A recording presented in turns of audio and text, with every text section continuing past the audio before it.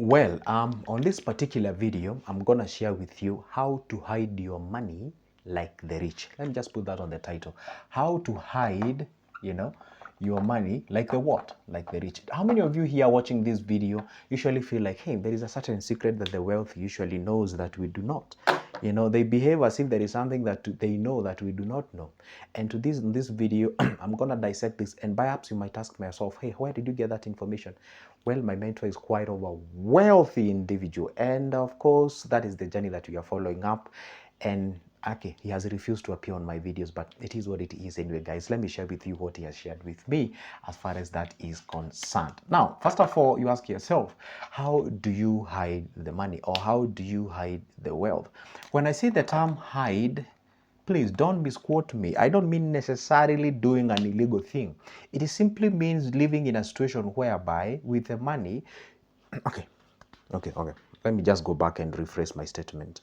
When I use the term hide, I don't mean necessarily that you do illegal things. I mean, you have the cash. It has taken you a lot of time and effort and energy and skills and what have you to accumulate that what you have. Are we together? Now, how can you safeguard it? I think that should be the best term. How can you safeguard it? To do what? To prolong the what? The ownership, to prolong the ownership. Are we together? Because if I read my Bible tells me a good father leaves inheritance to the children's children. Are we together? It means that it not necessarily leave it to your children, but to the children's children. And for you to have the capacity to leave the wealth to the children's children, there are two things. Either, A, you accumulate a lot. Are we together? That even if they didn't have the brain to keep it, they can't squander it to the level of whereby they will squander the rest of their life, they would finish it so that the children's children can reach it. Or two, sure, you accumulate a substantial amount of wealth, but you lay yourself systems. Are we together? Systems, the culture, the behavior, are we together? That will actually assure the sustainability or prolong the ownership of that particular money to that particular generation. For example, there are some families in this world, they're called the Rothschild and Rockefellers, we have the JP Morgan, we have the Obamas, we have likes of the Clintons, we have those popular people, okay? The Jeff Bezos, the Elon Musk and what have you. You want to make that money big. For example, if you come in Kenya, we have the Kenyatta's family, the Moi's family. And if you go to any typical African country, I don't know why most of the wealthy people in Africa are politicians. It's quite funny. That makes me feel bad, yeah? It makes me feel like there's some sort of a stealing along the way. Because if you go to other developed countries, for example, if you go to India, the richest person there is Mukesh Ambani. He's not even a prime minister, he's not even a DO, he's not even a mayor, he's just a nobody. If you come to Kenya, the wealthy people makes me feel very bad, because truly that tells you they steal. Anyway, it is what it is. The truth has to be said. Now, once you get, I don't know, I think I should have not said something to do with politics. It makes me feel bad. How many of you usually feel bad? Now, my mood is getting back. Now, when we say hide, is to safeguard it, is to make sure that you prolong that particular ownership. Now, how do you hide it? Number one, first you hide by something called diversification. Diversification. Meaning you don't put all your eggs in one basket. And I want you to listen, please. If there's something that is distracting you out there, please switch it off. Get there. If you have a kid that is crying there, please quiet them, or you can run away from anyway, it is what it is. See, diversification. It is making sure that, you see, everyone who is wealthy, they became wealthy because of one particular thing. Either they're in the petrol industry or oil industry, cereal industry, or something like that. Once you accumulate good amount of money in that industry, please try to distribute that money to different things. You can touch the real estate, you can go to the production of a different thing, you can go to something else, you can get to the lands, you can get into, you get what I'm saying? See, diversification, it is the ultimate wealth hide for the wealthy. Once you diversify, it means that you have your money in different sets of products or things that they cannot be. Even my Bible tells me in the book of Ecclesiastes that make sure that you diversify your wealth into 7 different things, for you do not know when this disaster will do what? will strike. Therefore, you can get some a little bit money into the oil industry.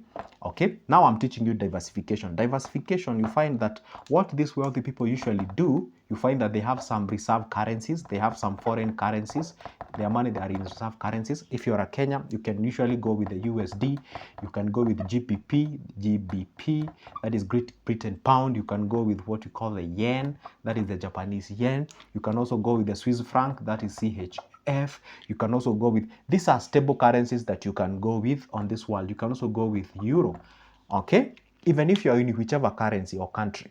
So currencies is one, it's not really necessarily investing.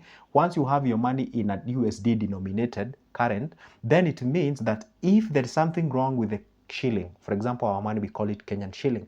If you go to Ethiopia, they call it birr. In Nigeria, they call it naira, whatever, cedi in Ghana, rand in South Africa, kwacha in Zambia, pula in Botswana, and whatever. Anyway, point is, you get your money in USD, it means you're not necessarily investing, but you're cushioning. Just in case something happens in your country and the shilling or your local currency is affected, then it is not affecting your wealth because it's in a foreign currency. Are we together? We call them the stable currencies. Another area that they usually hide that is quite essential and important is things to do with precious metal.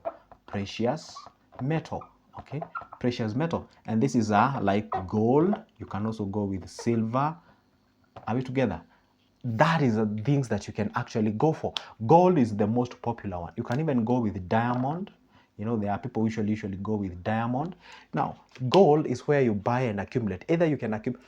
By the way, people do ask me, hey, Joseph, I've been saying I'll make a video. How do I buy gold? I'll come here. I'll show you exactly step by step how to do that. I had a client who wanted to buy gold, and yeah, we took them through, and if you're here, you would like me to take you through on how you can be able to do that, that is a private conversation. We can be able to do that. See, now what you do, you can either buy gold, physical gold. Of course, you may ask me, hey, do I keep it in my house? No. There are very many systems and ways how you can be able to store that particular gold. It's like storing a title deed. I don't know how many of you knows that you can even store your title deed and your precious certificates or documents in a bank. Yes, you can be able to do that. Banks, they usually have some very secured vaults where you can store your wealth there in different ways. So you can be able to do what? To buy yourself gold and you keep it there. And gold has been tested by time to time for very many years that it is a very, very stable, currency, actually, if I may say so. Another area that you can actually go with is the things like to do with oil. This is, you can get yourself into the oil industry. You can also get yourself into food like a corn. Corn in Kenya, we call it maize. This is an international traded particular product. Then you can go with soya. You can also go with wheat. This is quite widely. I was shocked actually to realize that corn, soya, and wheat. Okay, oil is obvious. I didn't know that this actually you can be able to trade them internationally. Back then when I used to do Forex, I've been into very many places. I actually have some knowledge about Forex, and you can also be able to trade all these particular product, and you can be able to also to go good, and that is one way of actually hiding your wealth. Now, another thing that people usually use to hide their wealth, as far as the wealth is concerned, you can hide your wealth using things, we call them the trust. Okay. And I want to explain something about trust. Now, you find you have yourself trust. Trust is not the trust that you usually have with your boyfriend and a girlfriend. This is a form of a different trust. Trust is a structural kind of it's a structure or an arrangement which can actually be used to safeguard your cash. For example, you create yourself a trust, and this particular trust, say it owns your LLC, and then this LLC, it has what we call the management and what have you, and this particular trust in its holistic, then they have what we call the beneficiaries. And the beneficiaries, you can actually list yourself. You can list yourself as a beneficiary of that particular trust. Also, you can list all your loved ones, who matters a lot to you, your kids, your brothers, your sister, whichever the thing it is. Okay. Now, first of all, you create trust. Once you create trust, question is, how do you create trust? Again, you can either contact me or you can contact your financial advisor. They can show you how to go ahead. We have a lot of lawyers who deal with the trust. And the good thing with the trust is actually unequivocable. They are unquibble, meaning whatever you say there, it cannot be violated. Even if you die, that's what you said, that's what's gonna remain forever. I know someone particularly know who they have actually listed a trust. It's one of the wealthy guy from where I came from or where I come from, you know, actually did a trust, and people are like, oh my goodness, how did he do that? Actually, he said his money will actually be accessible, I don't know, if after 50 years or something like that. So anyway, it is what it is. So you can get a trust can own you that particular company, an LLC, that is limited liability company. Then you, of course, you are the limited liability companies. You know, it can actually, you have one of you, it's here, or you are there as one of the owners of that particular limited liability company. Then that particular whatever it's gotten here, it's actually encircled with the trust. Then you can be able to do that. Or you can have an LLC as a standalone.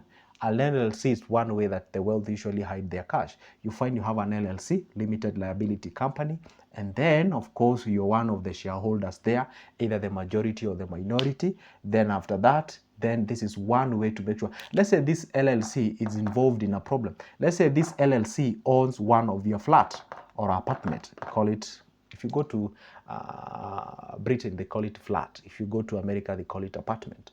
In Kenya, we call it whichever, you know. So apartment. Now, what happens is that if this LLC owns this flat, and let's say there was an accident here, someone slipped from the balcony and they fell and something bad happened, okay, and God forbid, then this person get their family members suing this particular flat. Of course, when they say they sue the flat, they simply sue the owner of that particular flat, which happens to be the LLC, and you are one of the owners of this particular LLC. Let's say this LLC is owned by A, B, C, and A is you, and B and C are your fellows or your partners. Then what happens? Let's say this particular flat is worth, say, 100 million, okay? And then the court orders that this LLC will pay this particular victim, say, 150 million. See what happened? The LLC, it's worth, owns this particular 100 million. And this LLC, let's say it is worth 130 million. Okay? Guess what happens? And you're required to pay 150 million. And apart from this LLC, you have another LLC. You say you have LLC 1, LLC 2, LLC 3, LLC 4, LLC. There are people who even have 10 companies. Then what happens? Even if they ask more than what this company owns, they cannot go beyond this because it's a limited liability company. So if you do not own this money, let's say in an LLC, you own it as an individual, they will have a spillovers to other properties that you have. Now, this is the importance of having an LLC. When the LLC is sued, others are not touched. The only thing they concentrate on are the laws of, I don't know whether that laws applies in your country, but my country, this is exact nature that we usually have. So this is a kind of way of hiding your wealth. Just something happens, they require you 150,000, the maximum you can give is 130,000. So they say the LLC, it's insolvent because it cannot pay that. They won't get the 150, they will get 130 million, but at least you've secured other money that you have out there. I mean, if you would like to get this information, you can get me at a private conversation. I can be able to show you how do you go about it, how does it help you, trust creation and all those kind of things. Very important, you know, and can be able to go ahead and safeguard a lot of your wealth out there. This is Good Joseph. As always, make sure that you hit that like button, make sure that you subscribe, turn that notification bell. Let's talk business. See you there.